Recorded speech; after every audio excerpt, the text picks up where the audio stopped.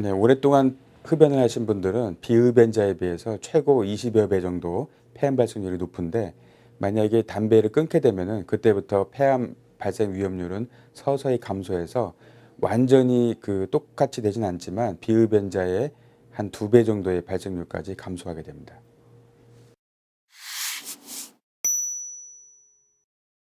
현재 훈증을 하는 담배라든지 기타 전자담배 같이 타르가 거의 없는 이런 담배는 그 성분상 발암 물질이 원래 기존의 담배에 비해서 한 100분의 1 정도로 나옵니다. 그래서 아마도 저희 추측으로는 폐암 발생률이 매우 낮아질 것으로 예상이 됩니다만, 사실은 그것은 좀 더 장기간 추적 관찰을 해야 될 필요가 있고요. 그 다음에 이 전자담배라든지 이런 것들의 문제점은 뭐냐면은 니코틴에 대한 의존도는 오히려 올리기 때문에 담배를 끊는 거가 오히려 더 어려워지고, 나중에 혹시라도 다시 담배에 손을 대게 될 위험성이 있습니다. 그런 점을 감안해야 됩니다.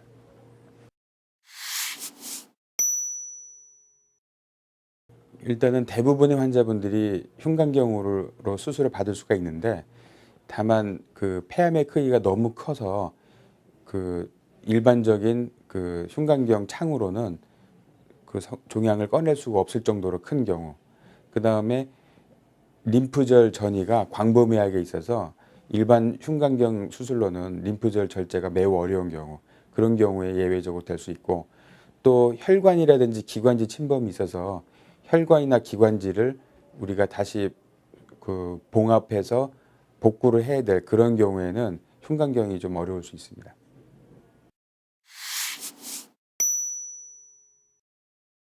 흉곽경 수술의 가장 큰 장점은 상처가 작고 통증이 적다는 것입니다. 그것이 환자분들이 제일 중요하게 생각하는 그런 장점이고요. 의료진들이 생각하기에는 이 상처가 작으면은 환자분의 염증 반응이나 전신의 어떤 부작용이 굉장히 줄어들어서 수술 후에 여러 가지 합병증이 많이 예방이 되고, 그 다음에 통증이 적으면은 환자분들이 제일 흔히 발생하는 폐합병증, 폐렴이라든지 무기폐 이런 것들의 발생을 아주 많이 억제할 수 있기 때문에 합병증 비율도 낮아집니다. 그래서 저희가 보면은 평균적으로 입원 기간이 이틀에서 3일 정도 더 짧게 되고, 그래서 환자분들의 수술 후 만족도도 개용술에 비해서 훨씬 더 좋은 편입니다.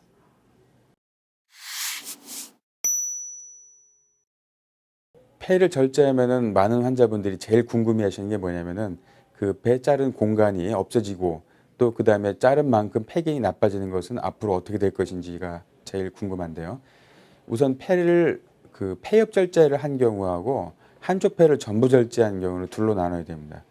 그래서 폐엽이 하나만 절제를 한 경우에는 그 공간이 크지 않기 때문에 횡격막이 올라가고, 또 가운데 심장하고 종격동 구조물이 자른 편으로 약간 밀려가고, 이렇게 해서 그 공간을 줄여주기 때문에 빈 공간이 생기지 않고 정상적으로 기능을 할 수가 있게 됩니다.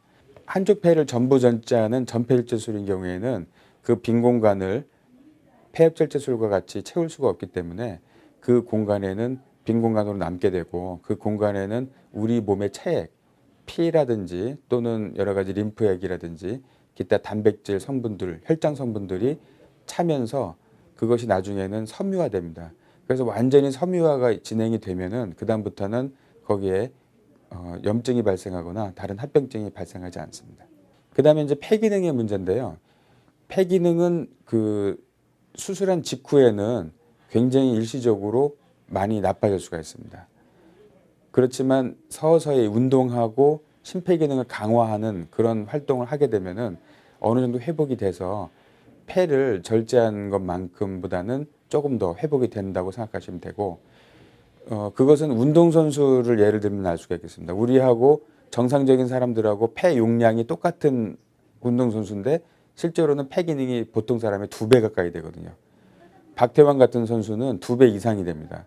그것은 왜 그게 가능하냐면은 운동으로 인해서 산소 공급 능력이 좋아졌기 때문입니다. 그렇기 때문에 폐를 아주 많이 절제한 경우가 아니라면은 대부분은 운동을 함으로써 그 기능이 다 회복된다고 생각하시면 되겠습니다.